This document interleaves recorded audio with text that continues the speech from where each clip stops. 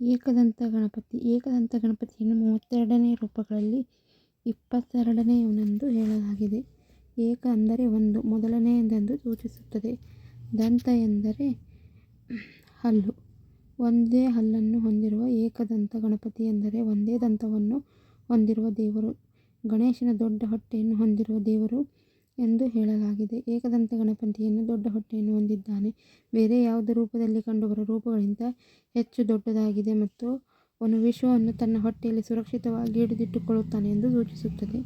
ಏಕದಂತ ಗಣಪತಿಯು ನೀಲಿ ಬಣ್ಣದ್ದಾಗಿದ್ದು 4 ಕೈಗಳನ್ನು ಹೊಂದಿದ್ದು ಮತ್ತು ಬಲಗೈಯಲ್ಲಿ ತನ್ನ ಮುರಿದ ದಂತವನ್ನು ಹಿಡಿದಿದ್ದಾನೆ ಮತ್ತು ತನ್ನ ಇತರ 3ಗಳಲ್ಲಿ ರುದ್ರಾಕ್ಷಿ ಮಣಿಗಳು, ಜಪಮಾಲೆ ಮತ್ತು ಲಡ್ಡುವನ್ನು ಹಿಡಿದಿದ್ದಾನೆ. ಈ ಗಣಪತಿ ಇರುವುದು ಮಹಾರಾಷ್ಟ್ರದ ಅಷ್ಟಗಣಪತಿ ಮಂದಿರ ಪುಣೆಯಲ್ಲಿ ಇದೆ. ಇದನ್ನು ಅನುರಾಧ ನಕ್ಷತ್ರದವರು ಪೂಜಿಸಬೇಕು. ಮೊದಲು ಚೋರ ಗಣಪತಿಯನ್ನು ಪೂಜಿಸಿ, ನಂತರ 5 ಗಣಪತಿಯನ್ನು ಪೂಜಿಸಿ, ಆಮೇಲೆ ಅನುರಾಧ ನಕ್ಷತ್ರದವರು ಏಕದಂತ ಗಣಪತಿಯನ್ನು ಪೂಜಿಸಬೇಕು. ಏಕದಂತ ಗಣಪತಿಯ ಮಂತ್ರ: ಲಂಬೋದರಂ ಶ್ಯಾಮತನಂ ಗಣೇಶಂ ಕುಟಾಭಿಕ್ಷಸು ರಾಜ ಮಧ್ವಹಂತಂ ಸಾಲದುಃಖಂ ದಂತಮದ ಕರಾಭ್ಯಂ ವಾಮೇವತರಾಭ್ಯಂ ಚ ಜದಾನಿ ಮೀಡೆ. ಈ ಮಂತ್ರವನ್ನು ಅನುರಾಧ ನಕ್ಷತ್ರದವರು ಹೇಳಬೇಕು.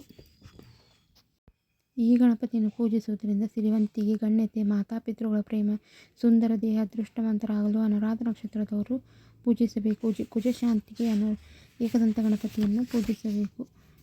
2ನೇದು ಸೃಷ್ಟಿಯ ಗಣಪತಿ. 32ನೇ ರೂಪದಲ್ಲಿ 23ನೇವನಾಗಿ ಸೃಷ್ಟಿ ಗಣಪತಿಯನ್ನು ಇರುತ್ತಾನೆ.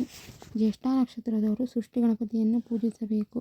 ಸೃಷ್ಟಿ ಎಂದರೆ ಗಣಪತಿ ಸೃಷ್ಟಿ ನೇರವಾಗಿ ಬ್ರಹ್ಮನು ಸಲ್ಲುತ್ತಾನೆ. ಅವನು ತನ್ನ ಎಲ್ಲ ಸೃಷ್ಟಿಗಳ ಅವಿಭಾಜ್ಯ ಅಂಗ ಮತ್ತು ವಿಶ್ವದಲ್ಲಿನ ಎಲ್ಲ ಅಭಿವ್ಯಕ್ತಿಗಳ ಪ್ರತಿನಿಧಿಸುತ್ತಾನೆ.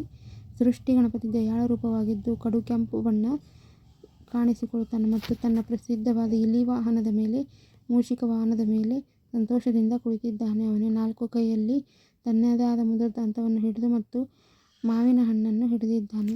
ಇದು ಇರುವುದು ತಮಿಳುನಾಡು ರಾಜ್ಯದ ಶ್ರೀ ಕ್ಷೇತ್ರ ಶ್ರೀ ಸುಬ್ರಹ್ಮಣ್ಯ ಸ್ವಾಮಿ ಎದುರು ಶ್ವೇತ ವಿನಾಯಕರ ಇಂದಿನಿಂದ ಪ್ರತಿಷ್ಠಾಪಿಸಲ್ಪಟ್ಟಿದೆ. ಸ್ವಾಮಿ ಮಲೆಯಲ್ಲಿದೆ. ಇದನ್ನು ಜ್ಯೇಷ್ಠ ನಕ್ಷತ್ರದವರು ಪೂಜಿಸುವುದರಿಂದ ಸಕಲ ಮಂಗಳಗಳು ನಡೆಯುವು.